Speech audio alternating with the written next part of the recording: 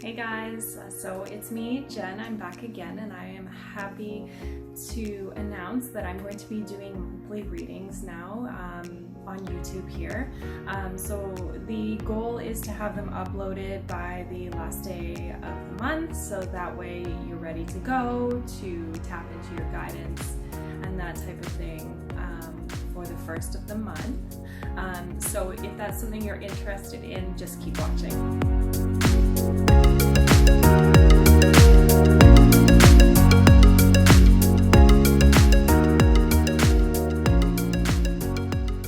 Okay guys, so the first thing I'm going to do is I'm going to smudge my cards. So the purpose of smudging or saging, those two terms are interchangeable, is to remove the previous energy from the cards. So because I use these cards to read for other people, sometimes their energy can get stuck within the cards. So that is the first thing I'm going to do.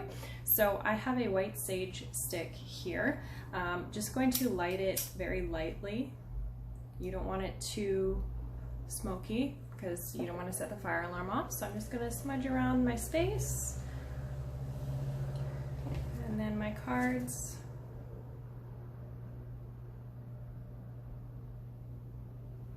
And then we'll just dab it out. I have an abalone shell here I use just to dab it.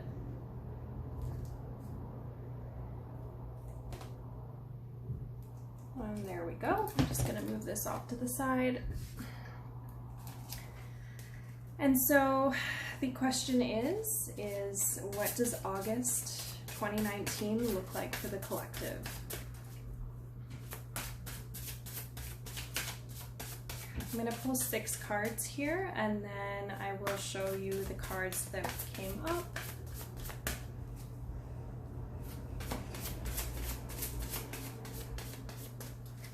Okay, so 1, 2, 3, 4, 5, 6. Okay, perfect. So what we have here is we have the 7 of Cups, the Emperor, the Moon, the Tower, the Knight of Cups, as well as the 5 of Swords. So with the 7 of Cups, it talks about having a lot of options to the point of almost being confused.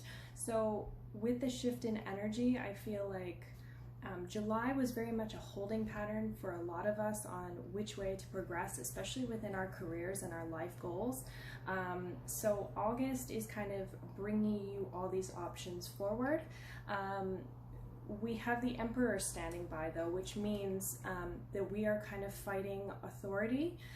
So you may have someone, either a boss or someone in a more powerful position in your life that you are going to need to break free of, because they are keeping you stuck in this energy where you don't know what to do. You have the options there with the 7 of Cups, but you just need to be strong enough to stand up to whatever's holding you back. This could also be an aspect of yourself just being stubborn, so you just need to be mindful of that. Beside the Emperor is the Moon. So the Moon talks about secrets, it talks about unknown outcomes, it also talks about timing and divine timing. And so whatever you choose to pursue, you need to be able to be patient, because not all the information that you need is presented to you in August. And this is more so going to be, I feel, more towards the beginning half of the month. We're going to have this confusion and this frustration and, you know, this lack of the full amount of knowledge that we need to move forward. So you need to be patient. You need to also remain private, I'm getting, with your plans. Just because we have that authoritative figure, we don't really want to be swayed by that. And then beside the Moon, we have the Tower. And so the Tower it gets a bad rap for being the chaos card. So basically what the Tower is that there's this big, huge change, and it's been a long time coming, and you're almost going to be surprised by it, but it's a very dramatic ending. But with endings there comes new beginnings. So that is a good thing, but you need to be willing to weather the storm, so to speak, and not get upset in the process.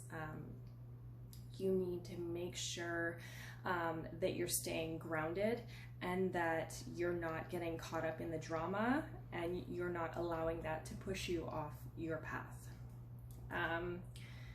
If we can do that, if we can survive this energy and these lessons and these endings and new beginnings and be okay with the fact that we don't have all the answers yet, then we can move forward, because we have the Knight of Cups. So with the Knight of Cups, it talks about new beginnings. So new emotional beginnings, new creative beginnings, new relationships, and just general movement forward in a more emotionally and spiritually aligned way, as opposed to any of the other signs. So like fire is strictly creativity, but very fast movement, and not focusing on emotions. Air is very logical movement, and earth is very stable kind of movement. So with the Knight of Cups and the Suit of Cups, we're tapping more into our intuition and our emotions, which is a good thing, because you have to have that involved in order to make a spiritually aligned decision. Excuse me. So, going back to the beginning, we have a lot of choices to make, a lot of options, so we shouldn't feel stuck. We need to be aware that there are authoritative figures around us or parts of our personality that are stubborn and holding us back. We need to be aware that not all the information we need in order to move forward is available to us right now, so we do have to take this time to be patient. There is a dramatic shift in energy, in situation, and endings that need to happen in order to move forward. But once we get through that, when we get to the Knight of Cups, now we're able to connect emotionally and move forward in a creative or romantic or emotionally aligned way. The last card here serves as another warning. So it's the Five of Swords. Five of Swords talks about kind of leaving destruction in our paths, ruining the process, and it only being our own fault rather than outwards influences or external reasons or issues. It's all about us, so we need to be aware that we need to stay confident in who we are, in what we're doing. We need to remain patient with ourselves. We can't get frustrated. We can't be stubborn. We can't step on others in order to achieve what we want to achieve. We need to be very mindful, because when we get frustrated and when we get kind of stuck in that there's so many options and nothing's happening and I don't know all the information, a lot of the time we lose our self-awareness. So you need to take care to be self-aware of how you're talking to yourself, how you're moving forward in your life, and how you're treating other people in the process.